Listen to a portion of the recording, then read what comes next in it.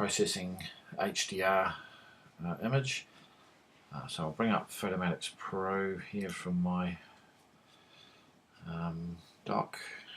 We go to File, Load Bracketed Photos. We'll get a little dialog box comes up.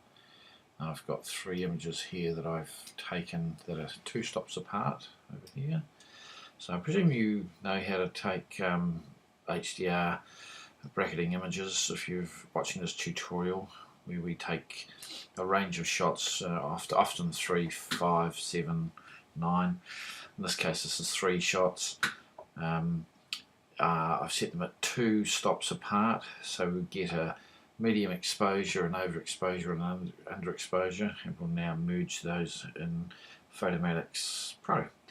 So we'll hit OK to this, and we get our first pre-processing option dialog box that comes up. Now you can see I've got mine preset in a way that I've preferred over the last year or so, a couple of years doing this. So we start off with aligning source images, which is something that always has to be done, so that's given that that's going to be ticked. I prefer to match features in its alignment rather than by horizontal or vertical lines or vertical shifts. I set my shift to 15%, which I think is probably a preset that was there because I found it worked well, so I haven't really mucked around with it. Removing ghosts. Some people prefer not to remove ghosts in here, but I find it does a reasonably good job at it, so I tend to leave it there. I reduce noise on the underexposure because it's probably the one that's going to have the most noise in it. Reducing chromatic aberrations, if there are any, is always a good thing as well, and leaving the white balance as shot. So we'll just go pre-process to that. So I've had a go at processing HDRs in Adobe Photoshop CS6 as well, which does a pretty good job overall, but I find that Photomatix Pro has a wee bit more adjustment in it. There's a bit more fine-tuning available, so I'll tend to use Photomatix Pro as my preferred option. I've only done a few HDRs in Photoshop, and the ones I've done have come out well, but there hasn't quite been the amount of adjustment that I've got in Photomatix, so I prefer Photomatix. But after I've done the Photomatix side of things, I will take my photo into Photoshop to do some fine tuning, like boosting a wee bit of contrast and just the final colour correction or colour saturation, a few little things like that I prefer to do in Photoshop. And that may be because I'm well and truly used to Photoshop too. I have used Lightroom a bit, and you can do the same finishing in Lightroom, but I find Photoshop is my choice. So this dialog box offers some options with regards to ghosting. If you've got any ghosting that is really bad. Now ghosting will mostly come from say trees moving and landscapes, anything that moves when you're taking an HDR, because you've got to take these photos in reasonably quick succession. Normally you're situated on a tripod. This particular one is handheld, and you can do handheld reasonably successfully, providing you set your camera onto a fast frame rate and you rattle those photos off fairly smartly. And you're also aware that in taking 3 shots you've got to brace yourself and not be moving around and unsteady. Obviously it's preferable to get onto a tripod to do this sort of stuff, but providing it's daytime stuff, and I think this aperture I used for this might have been f8, and at f8 you're going to get reasonably high shutter speeds. You're shooting on aperture priority, so the aperture remains constant. It's the shutter speed that's changing, and generally in daytime, if you're doing a HDR at f8, you're probably going to get your shutter speeds being reasonably high. Your lowest one's probably going to be 1/30th or 1/60th of a second, up to 2.5 thousandths and maybe 1,000th of a second to get the 3 exposures. So in this dialog box, if there was any bad ghosting, I would highlight it, but there's not in this case. I will look at brightness in this screen, so I'll generally just drop down to get my exposure a bit closer to what I want it. I'm particularly looking at highlights in these sorts of areas, the lightest areas in the photo. Overall, that's pretty good, and that's enough for this particular screen to carry on with. So we hit OK to that, and now we'll merge them to HDR. The first picture that comes up is a very high contrast looking picture, and it goes away within a few seconds. But when I first processed in Photomatix, this first picture came up, and I sort of thought, oh God, what's that? But it was just a little preview of a kind that comes up and goes away, so it's don't be too scared of that one. So the first one you see doesn't look great, as you can see there, but then that'll go away, and this one comes up. So I'll just open this up further and just hit fit there to fit it to screen, and in a moment it'll pop up and fill that gap just to give us a bigger image. So if we just go through from the start of the top of the dialog box on the left here, well, actually for a start I'll just show you that on the right you have all these presets, of course, and there's a ton of artistic presets that you can go into which get very grungy and very rich in detail and lots of halos and things, which you don't really want. But you know, if you're wanting to just play around with something and have a bit of fun, then it's quite fun to have a look through those. I mostly just stick to natural or photographic in my choices there, and in fact the default setting is a pretty good one too. So on the left hand side I pretty much just leave it on tone mapping. If we look at the strength at the top here, that's the overall strength of the HDR effect, really. And if we want to get a bit more texture into it, we can raise that a bit, but I found that 80 is a pretty good setting for that. Colour saturation, you can see I've got 68 set there, but I'll fiddle with this on an individual basis, and in some cases I might want to make that saturation pop a little bit more. But remember, I'll do my fine tuning in Photoshop at the end of all this, so I won't worry too much about colour. Luminosity is, you certainly do look at the overall lightness and darkness of the image and decide whether you want to lift it up a bit or not. The one thing you've got to watch in all of these adjustments is your lighter areas, and I see that little area on top of the cloud there as being probably the lightest area that is in the most danger of blowing out. So we just have got to look at the lightest area in our image and make sure we aren't getting it blown out, because of course one of the exposures is an overexposure, and it will mean that on that particular exposure it has blown out at the lighter areas, and we just want to make sure that we're not blowing that out too much. The detail contrast is always pretty high for me, so I'll have it up there quite a bit. We want a bit of contrast and it gives some punch to it. In the lighting adjustments here, you have this option here of hitting lighting effects, but I find it does a wee bit too much. With certain photos it's alright, but I find the other adjustment that I was on much better. I'll just go through these and show you what they're like. So that's what they call natural, which is a bit contrasty, and you can see it's added a whole lot of darkness under the cloud, which is not that natural. Natural plus will give you just slightly different options again. It just sort of throws light around in different ways. Medium, you can probably see it's getting a bit more contrasty. Surreal gets a bit more arty, and it's not too bad with this one. Surreal plus will go a bit weird. Excuse me. Yeah, you can see it gets very textured there. You can see the texture that's come up in the middle there, but it's not what I'm after. I'm after a more natural sort of look mostly. So I'll just go back to this one, and I quite like the way that is, where it's set there at the moment. Going into the next option, the smoothing of highlights. If you have any highlights, you know, you can just smooth the texture off in them with this particular slider. I pretty much leave it there.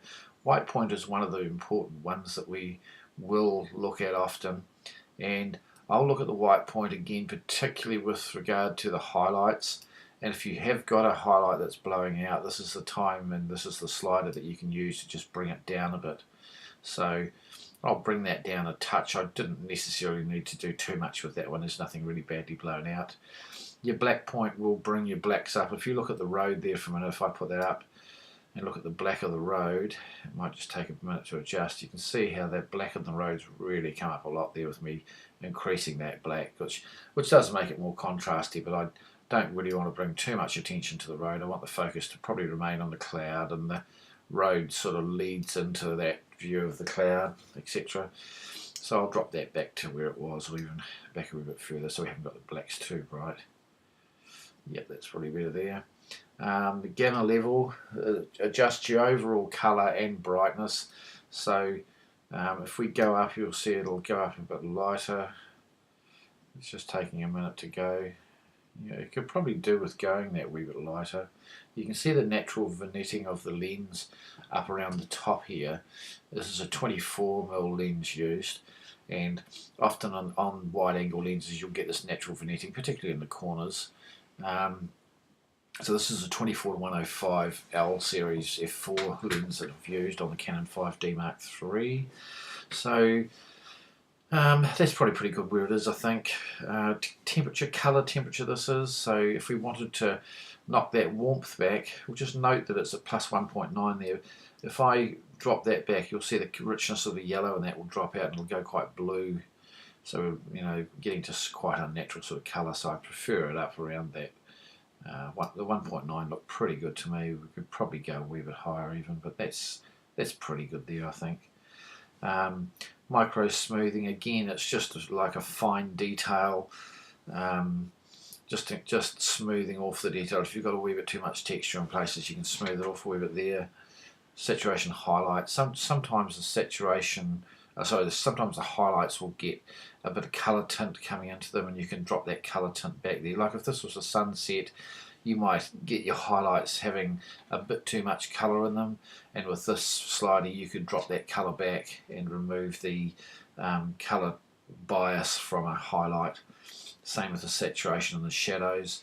You can see the shadowed areas under here. There's not any major colour bias. There might be a wee bit of blue in there, but I won't worry about that at the moment. So we're pretty much set there at that to let it go, and we'll hit process, and it'll go through its tone mapping process now, just making all those adjustments that we've made in there to the image. And we get a third dialog box that will come up shortly, which gives us some options for sharpening and contrast and colour adjustment. Now, with the colour adjustment available, I pretty much don't do much in here with that. I prefer to do that in Photoshop, possibly because I know Photoshop a lot better. Right, there we go. So I'll just move the image across, and you see this dialog box here that's come into play now. So we've got our image there. The contrast in this, in most situations, tends to be that too high. The presets I find are too strong, but I think on this image it's not too bad. The mild increase in contrast, you can see it does quite a bit there. I prefer to adjust my contrast in Photoshop. I'll just go through these to show you the effects. The strong, you know, gets up to a pretty arty sort of look, and extreme goes way over the top, sort of very bleached, blown out. You can see a lot of noise coming in there too. So I'll go none on the contrast, but I will do the sharpening. I'll generally go in and give it medium sharpening, and it does just tweak it that little bit. In some cases you can go to strong sharpening, which sometimes brings up some nice information, and probably in this cloud it's just brought a wee bit of extra information up in that area, and in the grass here a wee bit too, so I'll leave it at that. That's pretty good. And under colour you have got a lot of adjustment with regards to colour, but I'm not really wanting to adjust too much in the way of colour there. I'd quite like, there's a bit of an aqua sort of blue down below here. I don't mind it. It's got a sort of tonal move through to a rich blue. I don't mind that at all. It's quite nice. So we'll go done to that, and then we get an option of bringing this up in Photoshop. So under the Photomatix dialog up here, we've got Save As. This is what we want to do. We go Save As, and I've already put a preset in here of open saved image with Adobe Photoshop. So at this stage I won't worry about naming this, it's just the original file. So we'll just go save, and it'll save this to the desktop and give us a version of it in Photoshop where we can do final adjustments. Okay, it's probably because I've processed this photo before, it's telling me it's already done, but I'll replace it so we can open this up in Photoshop and just get this coming up. Okay, I'll just open this across here further, just so we've got a bit more space. So you can see now on the very bottom, along this bottom here, there's an overlap in the three images, and you've got a bit of ghosting, and it often appears in the right and bottom. So obviously the lines from the top left, and so you'll pretty much always have to do a wee crop with a cropping tool, and just I'll hold my shift key down in this case on the Apple, and just bring that in just a fraction to crop that ghosting out. So there we go. So I won't go too far, and I can toggle across if I want to, just to bring that back to the centre point. Just click crop to that. So there we are, we've cropped that. Often when you're in the crop, you know, you'll look at your horizon and see that your horizon is nice and straight here, and that's pretty good. So we'll off to that. I'll now do an image size. So we'll look at the overall size of the image. I'll go to inches. It's, you know, so that's a 12 by 19. I'll probably go a bit higher with this one. I think I quite like it. I can see it being printed at something like a 20 by 30 inch. So we'll do it at a 20 by 30. I can see from that there's a wee bit of noise in there. We had been out shooting wildlife the day that we were coming back on this highway and got this photo. So I probably had my ISO up at 640 or thereabouts, and I've left it at that because of the potential of seeing birds of prey along this road. And so shooting at that sort of ISO, we've got a wee bit of noise. It may have even been higher. So I'll do a wee bit of noise reduction in here. So I use a program called Topaz Denoise. So I'm a bit of a fan of the Topaz software. It's pretty good sort of stuff, mucking around with and playing around. So you'll see when this comes in that it's there's a bit of noise up in the sky in particular, so this will give us an option for removing it. Now, because we've made it a 20 by 30 inch print, it's the size of it's got up a bit, so it's going to take a wee moment to open up. And but Topaz Denoise is a very good, I find very good bit of software for denoising. And you can see that when the photo was smaller, we couldn't see much of that noise, but bring it up close and there's a bit there. We've got it already preset at a rate that was used for my last image, so we probably don't need it quite that high. Just let it come in properly. It's just doing its thing for a moment here. So this is the main slider over on the right here that I use for denoising, and often I'll only need to go to 4 to 6. On occasions I'll go a fair bit higher, but mostly there isn't a need to go too high in that, except of course if you've shot something at night and there is a lot more noise in it, then you might want to use a bit more. You've got to be aware with the denoising that it does reduce the image sharpness. So I'll just see if that's available. So we'll just drop that back a bit and just see how much noise comes in here. So remember, we're zoomed in quite a way here. I'd say it's 300 or 400% zoom in. Okay, so we'll probably go up to about the strength of 10 here. I think we'd probably do it. And we don't have to get a real smooth look on screen here at the moment. We just need to take the sharp edges off this noise. I can go a wee bit more. I may go back to that 14, which was probably okay. And as long as we're not seeing really sharp detail here, then we're okay. See, that's just softened it enough probably, so we'll go okay to that. It may take a minute or two to go through this because of this file size, which is 150 megabytes now.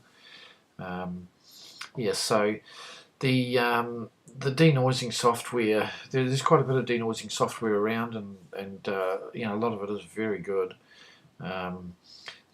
This particular one I find has got some good adjustment options in it there, and it does seem to do a good job. You again, like I say, have to be careful with denoising because it does soften the image. So I guess we'll analyse the image once we've got through the softening, the denoising process here, and just see how it is. that's going to take a wee while, isn't it? So let's cancel that and drop our image size down for a start. So go into here and just drop the image size down for this purpose, for this tutorial, because we don't want it to take forever for you guys. Let's go 12 there. Wait a minute, I'll move it over there. Okay, so bring that back up. Go back into Topaz Denoise,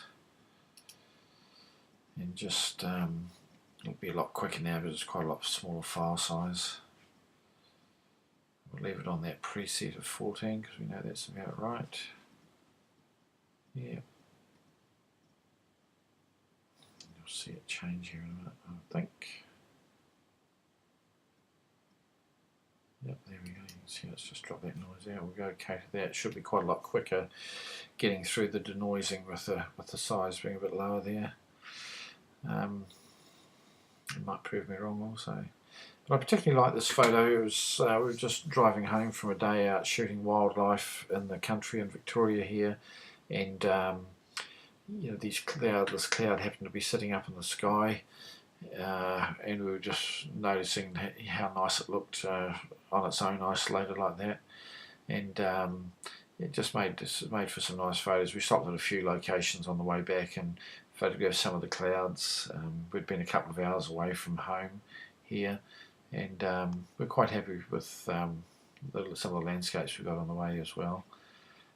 That's not showing progress. No, we're having a few issues here. No fun.